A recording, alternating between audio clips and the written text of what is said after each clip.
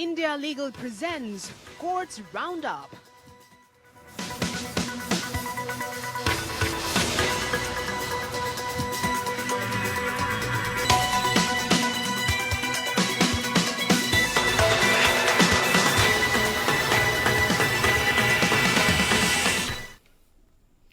नमस्कार, मैं हूं आपके साथ कुमार कुणाल धीरज। कोर्ट्स राउंडअप में आपका स्वागत है। इस बुलेटिन में अगले आधे घंटे हम आपको कोर्ट से जुड़े तमाम छोटी बड़ी खबरों से रूबरू करवाएंगे। कोर्ट की कार्यवाही और सुप्रीम कोर्ट से लेकर हाई कोर्ट और लोअर कोर्ट्स तक के फैसलों को आपके सामने रखेंगे। तो आइए शुरू करते हैं आज का courts roundup. India Legal presents Courts Roundup.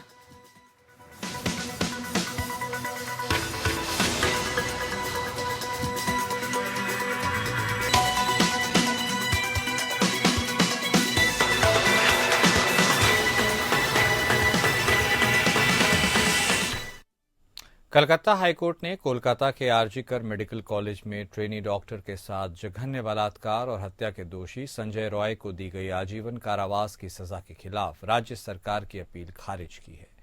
Justice Debanshu Basak और जस्टिस शबर रशीदी की खंडपीठ ने मामले की जांच करने वाली केंद्रीय जांच ब्यूरो द्वारा दायर एक अलग अपील स्वीकार की। इससे पहले अदालत ने राज्य के एडवोकेट जनरल और सीबीआई की एएसजी एसवी राजू की दलीलें सुनने के बाद अपना फैसला सुरक्षित रख लिया था। अगस्त 2024 में हुई इस घटना ने पूरे देश में काफी हंगामा मचाया, जिसके बाद हाईकोर्ट ने मामले को सीबीआई को सौंप दिया, जिसने सेशन जज में आरोप पत्र दाखिल किया। यह मामला सुप्रीम कोर्ट तक भी पहुंचा, जिसने डॉक्टरों की कार्यस्थल सुरक्षा के लिए दिशा निर्देश बनाने और जांच की निगरानी करने के लिए इसे स्वतः संज्ञान में लिया।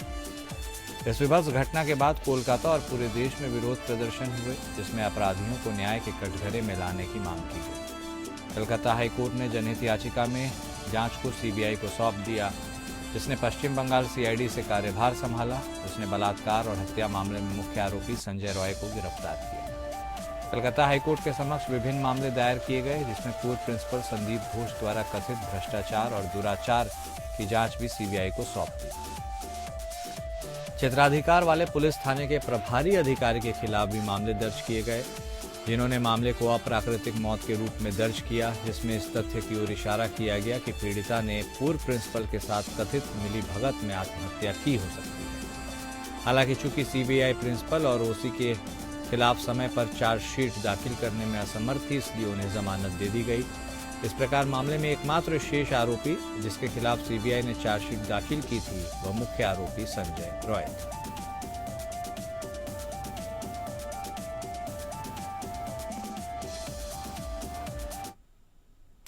तमिलनाडु की पूर्व मुख्यमंत्री जयललिता की भतीजी ने जयललिता के खिलाफ आय से अधिक संपत्ति मामले में जब्त की गई संपत्ति वापस पाने के लिए सुप्रीम कोर्ट का दरवाजा खटखटाया। जयदीपा ने जयललिता की संपत्ति उन्हें वापस देने से इनकार करने वाले कर्नाटक हाईकोर्ट के आदेश को चुनौती देते हुए विशेष अनुमति याचिका दायर की। याचिकाकर्ता का तर्क है कि दिसंबर 2016 में जयललिता की मृत्यु के बाद उनके खिलाफ आपराधिक मामला समाप्त हो गया, इसलिए कार्रवाई के दौरान जब्त की गई उनकी संपत्ति वापस की जानी चाहिए। सितंबर 2014 में ट्रायल कोर्ट ने भ्रष्टाचार निवारण अधिनियम के तहत अपराधों के लिए जयललिता को दोषी ठहराया। उन्हें 4 साल की अवधि के लिए साधारण कारावास और 100 करोड़ रुपए का जुर्माना भरने की सजा सुनाई। 2015 में कर्नाटक हाईकोर्ट ने दोष सिद्धि खारिज किया और उन्हें बरी कर दिया, जबकि हाईकोर्ट के बरी होने को चुनौती देने वाली राज्य की याचिका सुप्रीम कोर्ट में लंबित थी। दिसंबर 2015 में एआईएडीएमके सुप्रीमो का निधन हो गया। फरवरी 2017 में सुप्रीम कोर्ट ने दर्ज किया कि जयललिता के खिलाफ अपील खारिज हो गई और अन्य आरोपियों की दोष सिद्धि बहाल की गई। फरवरी 2017 में सुप्रीम कोर्ट ने दर्ज किया कि जयललिता के खिलाफ अपील खारिज हो गई और अन्य आरोपियों की दोष सिद्धि बहाल की गई। जयदीपा ने याचिका में तर्क दिया कि मद्रास हाईकोर्ट ने उन्हें और उनके भाई को जयललिता के कानूनी उत्तराधिकारी के रूप में मान्यता दी थी। उन्हें उनकी चाची की संपत्तियों के संबंध में प्रशासन के पत्र दिए। कर्नाटक हाईकोर्ट ने जयदीपा की अपील को यह कहते हुए खारिज कर दिया कि सुप्रीम कोर्ट द्वारा दर्ज किया गया।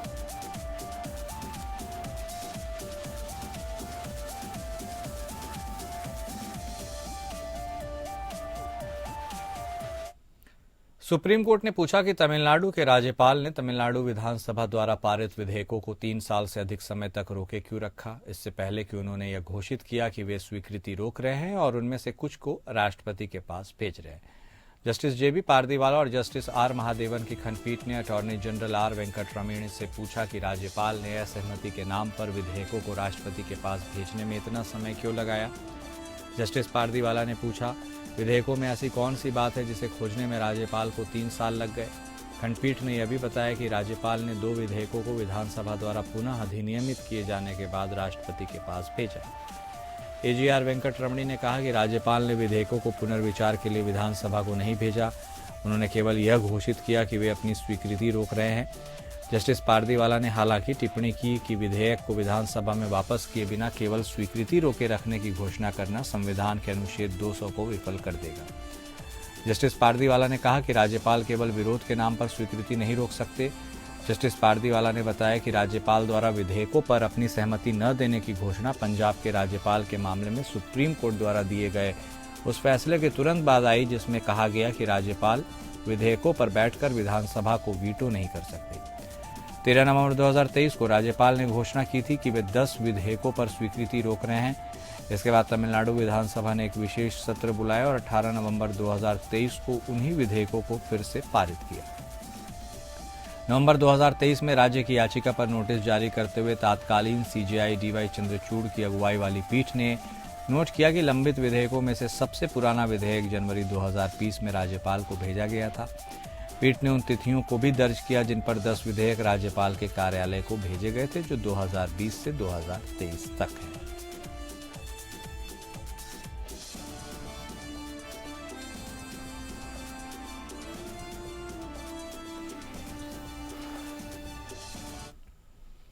सुप्रीम कोर्ट ने मलयालय सिनेमा इंडस्ट्री में महिलाओं के यौन शोषण के मामले में जस्टिस हेमा समिति के समक्ष गवाहों और पीड़ितों की ओर से दिए गए बयानों के आधार पर एफआईआर दर्ज करने के केरल हाईकोर्ट के निर्देशों में हस्तक्षेप करने से इनकार कर दिया। जस्टिस विक्रमनाथ, जस्टिस संजय करोल और जस्टिस संदीप मेहता की पीठ ने कहा कि एक बार संज्ञेय अपराध के बारे में सूचना प्राप्त होने पर पुलिस अधिकारी कानून के तहत कार्रवाई करने के लिए बाध्य है और पुलिस की जांच करने की शक्तियों पर रोक लगाने का निर्देश नहीं दिया जा सकता।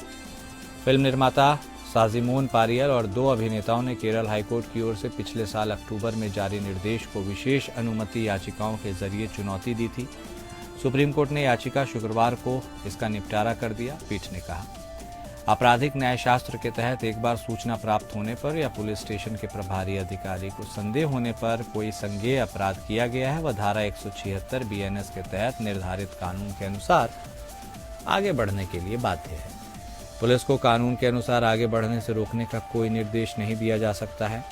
यह देखते हुए कि केरल हाईकोर्ट की खंडपीठ जांच की निगरानी कर रही है, सुप्रीम कोर्ट ने उन व्यक्तियों के लिए यह खुला छोड़ दिया है जिन्होंने हेमा समिति के समक्ष गवाही दी है और जिन्हें एसआईटी द्वारा कथित रूप से परेशान किया जा रहा है कि वे अपनी शिकायतें उठाने के लिए हाईकोर्ट जा सकते हैं। यदि ऐसी कोई शिकायत उठाई जाती है तो हाईकोर्ट उनकी जांच करेगा। हाईकोर्ट यह भी जांच करेगा कि क्या एफआईआर एसआईटी द्वारा एकत्र की गई सामग्रियों के आधार पर दर्ज की गई है या उन्हें बिना किसी सामग्री के दर्ज किया गया है। हाईकोर्ट उन व्यक्तियों की शिकायतों पर भी गौर करेगा जिन्होंने जस्टिस हेमा समिति के समक्ष गवाही दी थी। उन्हें एसआईटी के समक्ष गवाही देने के लिए अनावश्यक रूप से परेशान किया गया है या मजबूर किया गया है। मौजूदा याचिका में 14 अक्टूबर 2024 को हाईकोर्ट की खंडपीठ द्वारा जारी निर्देश को चुनौती दी गई थी। सुप्रीम कोर्ट ने मेडिकल काउंसलिंग कमेटी को नीट पीजी 2024 काउंसलिंग के एआईक्यू या ऑल इंडिया कोटा राउंड 3 को नए सिरे से आयोजित करने के निर्देश देने की मांग वाली याचिका इस आधार पर खारिज की कि मध्य प्रदेश में राज्य काउंसलिंग के दूसरे राउंड के पूरा होने में देरी के बाद सीट ब्लॉक होने के मामले सामने आए। जस्टिस बीआर गवई और जस्टिस के विनोद चंद्रन की खंडपीठ ने मामले की सुनवाई की। काउंसलिंग के अलग अलग राउंड में भाग लेने के लिए याचिकाकर्ताओं की प्रार्थना के संबंध में निर्देश देने के लिए इच्छुक नहीं जस्टिस गवई ने कहा, बहुत जटिल। अगर हम इन 3 वादियों की याचिका पर विचार करते हैं तो हमारे पास और 30 होंगे। कुछ हताहत हुए हैं। यह केवल मध्य प्रदेश में एक समस्या थी या अन्य राज्यों में कोई समस्या नहीं थी। नीट पीजी 2024 उम्मीदवारों द्वारा दायर याचिका में नीट पीजी 2024 काउंसलिंग की एआईक्यू राउंड 3 रद्द करने और इसे नए सिरे से आयोजित करने के लिए एमसीसी को निर्देश देने की मांग की गई। इसके अलावा याचिकाकर्ताओं ने उन राज्यों के उम्मीदवारों द्वारा अवरुद्ध बची सीटों के लिए काउंसलिंग के चौथे दौर के लिए निर्देश मांगा, जहां राज्य काउंसलिंग का राउंड समाप्त नहीं हुआ था। पिछले अवसर पर याचिकाकर्ताओं को काउंसलिंग में भाग लेने का मौका देने की प्रार्थना करते हुए उन्होंने आग्रह किया कि इस मुद्दे ने याचिकाकर्ता और उम्मीदवारों को दो तरह से प्रभावित किया। पहला, क्योंकि उन्हें निम्न विषय श्रेणी की सीटें मिली, और दूसरा, क्योंकि उन्हें राज्य की सीटों के बजाय निजी कॉलेज की सीटें मिली। उन्होंने आगे कहा कि इस मामले में यह राज्य था जो दोषी था, स्टूडेंट नहीं, और याचिकाकर्ता उम्मीदवारों के आजीवन अवसर दांव पर थे। दूसरी ओर सरकारी वकील ने तर्क दिया कि केवल मध्य प्रदेश के मामले में उठने वाला मुद्दा अखिल भारतीय कोटा काउंसलिंग को प्रभावित करने की अनुमति नहीं दी जानी चाहिए। प्रस्तुतियों पर विचार करते हुए न्यायालय ने याचिका खारिज की।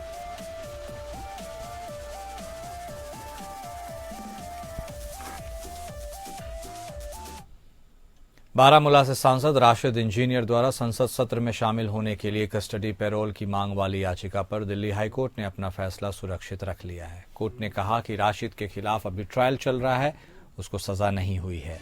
कस्टडी पैरोल के विरोध में समर्थन में कोई दलील नहीं दी गई। एनआईए ने कस्टडी पैरोल की मांग वाली याचिका का विरोध करते हुए कहा कि संसद सत्र में शामिल होने के लिए कस्टडी पैरोल की मांग करने का अधिकार नहीं है। एनआईए ने एक फैसले का हवाला देते हुए कहा कि एक बार गिरफ्तार होने या कानूनी रूप से हिरासत में होने के बाद सांसद को सदन की बैठक में भाग लेने की अनुमति नहीं दी जा सकती है। एनआईए ने कहा कि सुरेश कलमाड़ी के फैसले में स्पष्ट रूप से कहा गया कि आरोपी के पास संसद सत्र में शामिल होने के लिए राहत मांगने का कोई निहित अधिकार नहीं है। एनआईए ने कहा कि अगर सांसद आपराधिक कार्यवाही में शामिल है तो सांसदों को प्राप्त अधिकार और दायित्व लागू नहीं होंगे। वहीं राशिद के वकील ने कहा कि इस कोर्ट के पास राशिद को सदन जाने की अनुमति देने का विवेकाधिकार है। राशिद का मामला सुरेश कलमाड़ी के मामले से बहुत अलग है, जबकि राशिद सुरक्षा के लिए खतरा नहीं है। कोर्ट ने पूछा कि राशिद सुरक्षा के लिए खतरा कैसे है। एनआईए ने कहा राशिद को सशस्त्र बलों द्वारा सुरक्षा प्रदान करनी होगी, जिसकी अनुमति नहीं है, क्योंकि संसद में हथियारबंद लोग कैसे घुस सकते हैं, इस पर प्रतिबंध है। एनआईए ने कहा कि जम्मू कश्मीर से मिली सूचना का हवाला देते हुए वह जेल में फोन का इस्तेमाल कर रहा था, उसे हटा दिया गया है। हालांकि हमारी चिंता यह है कि इसमें एनआईए के दायरे से बाहर तीसरे पक्ष के मानदंड, सुरक्षा मुद्दे और चिंताएं शामिल है। संसद में शामिल होने के लिए कस्टडी पैरोल सही नहीं है।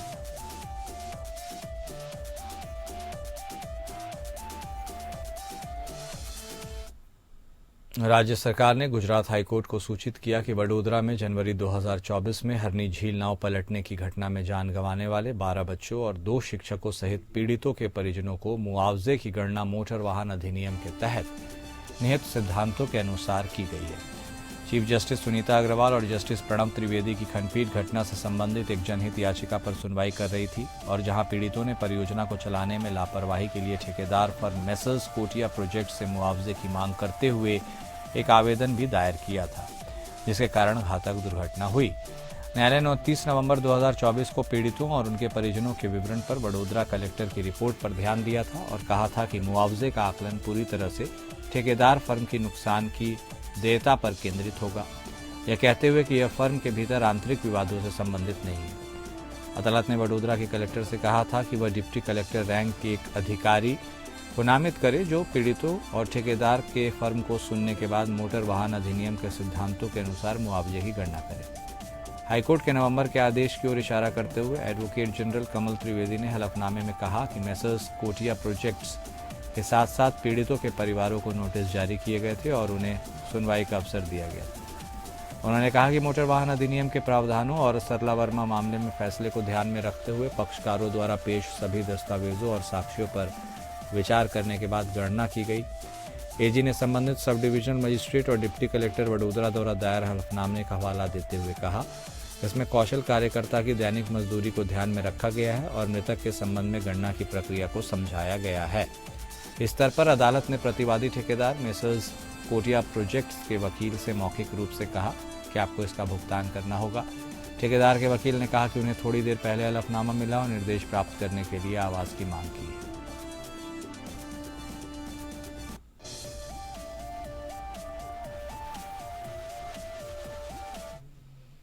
एनएनए मारुति शिंदे बनाम महाराष्ट्र राज्य मामले पर बॉम्बे हाईकोर्ट में सुनवाई हुई। मामला कथित न्यायेतर हत्या के मामले में पुलिस की जवाबदेही और प्रक्रियात्मक दायित्व का है। केस की सुनवाई में क्या हुआ, इस पर ज्यादा जानकारी देंगी इंडिया लीगल रिसर्चर अक्षता पटोले। अक्षता, अब इस पूरे मामले में क्या कुछ हुआ, उसके अहम हाइलाइट्स जो हमारे दर्शकों को जानना चाहे, ये हम आपसे सुनना चाहेंगे। जी नमस्कार। नमस्कार। Anna Maruti Shinde versus state of Maharashtra एक ऐसा केस है जो पुलिस की जिम्मेदारी और कानून के नियमों से जुड़ा है। अक्षय शिंदे पर यह आरोप था कि उन्होंने 2 छोटी बच्चियों पर असॉल्ट किया था। 23 सितंबर 2024 को जब पुलिस उन्हें तलोजा जेल से थाने ले जा रही थी तो रास्ते में उन्हें गोली मार दी गई। उनके माता पिता ने इस घटना की जांच के लिए विशेष जांच दल SIT की मांग की, लेकिन 6 फरवरी 2025 को उन्होंने अपनी याचिका वापस ले ली। बॉम्बे हाईकोर्ट के जजेस ने पूछा कि कहीं उन्होंने दबाव में तो यह फैसला नहीं लिया, लेकिन माता पिता ने कहा कि यह उनकी खुद की मर्जी थी। इस बीच 20 जनवरी 2025 को मैजिस्ट्रेट जांच रिपोर्ट में 5 पुलिस कर्मियों को दोषी ठहराया गया, जो पुलिस की आत्मरक्षा के दावे के खिलाफ थे। रिपोर्ट में बताया गया कि शिंदे को चलते गाड़ी के अंदर गोली मार गई और ये मुठभेड़ गलत थी। कोर्ट ने सवाल उठाया कि अभी तक दोषी पुलिस कर्मियों पर FIR क्यों नहीं हुई। राज्य की ओर से विशेष सरकारी वकील अमित देसाई ने कहा कि सिर्फ मैजिस्ट्रेट जांच के आधार पर FIR नहीं हो सकती। हालांकि माता पिता ने अपनी याचिका वापस ले ली, लेकिन मामला अभी भी जारी है। राज्य क्राइम इन्वेस्टिगेशन डिपार्टमेंट और पूर्व मुख्य न्यायाधीश दिलीप भोसले की यह अध्यक्षता में न्यायिक आयोग इसकी जांच कर रहा है। आज इस मामले की सुनवाई हुई और अब अगली सुनवाई 24 फरवरी 2025 को होगी। ठीक है, शुक्रिया अक्षता हमारे साथ जुड़ने के लिए और तमाम जानकारी देने के लिए।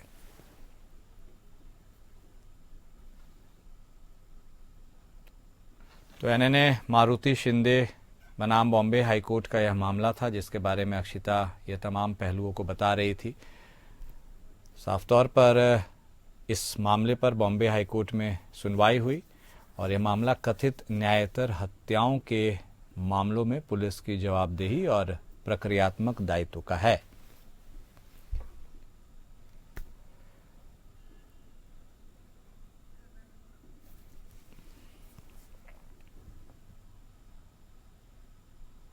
यह देखते हुए कि किसी गिरफ्तार व्यक्ति को उनकी गिरफ्तारी के आधार के बारे में सूचित करना संविधान के अनुच्छेद 22 उपधारा 1 के तहत एक मौलिक अधिकार है, सुप्रीम कोर्ट ने इस बात पर जोर दिया कि यह जानकारी स्पष्ट और प्रभावी ढंग से दी जानी चाहिए।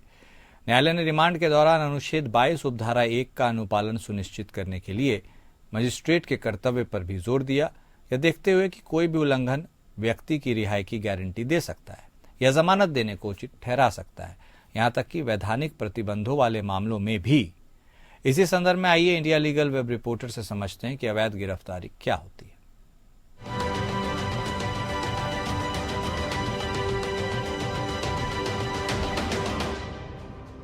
क्या आपको किसी ने अरेस्ट कर लिया है और आपको ये भी नहीं बताया कि आपको अरेस्ट क्यों किया गया है, तो आप जानते हैं कि ये अरेस्ट इलीगल माना जाएगा। Supreme court had just ruled that violating article 22 clause 1 can lead to bail even if in the cases of statutory restrictions.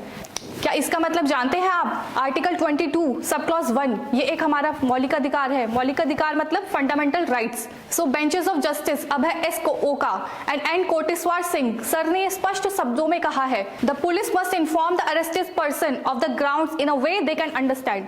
Police को ये बताना पड़ेगा कि किस ग्राउंड पे उनको अरेस्ट किया जा रहा है, उस भाषा में जिस भाषा में वो समझ सके। The magistrate must also ensure the compliance during remand. The court emphasized that if an accused claimed that they weren't informed about their arrest grounds, the burden is on the police that they followed the law and arrest is not illegal.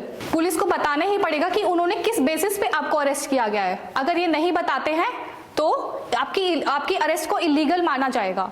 So here's a game changer. Article 22 sub clause 1 आपका fundamental right है, आपका मौलिक अधिकार है। अगर आपका मौलिक अधिकार का घनन किया जाता है तो आपकी अरेस्ट को इलीगल माना जाएगा।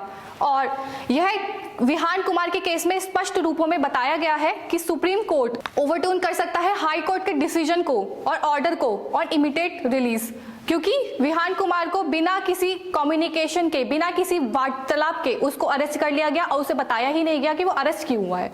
सो यहाँ से एक स्ट्रॉन्ग मैसेज हमारा सुप्रीम कोर्ट देता है, legal safeguards must be followed. जो भी हमारे लीगल सेफगार्ड्स है उनका हमें पालन करना पड़ेगा, सो दैट कि आपकी अरेस्ट इलीगल ना हो और बिना बात के आपको अरेस्ट ना किया जाए।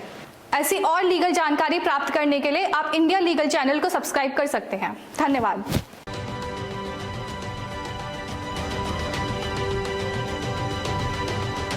और कोर्ट्स राउंड अप में अभी के लिए बस इतना ही। नमस्कार। India Legal presents Courts Roundup.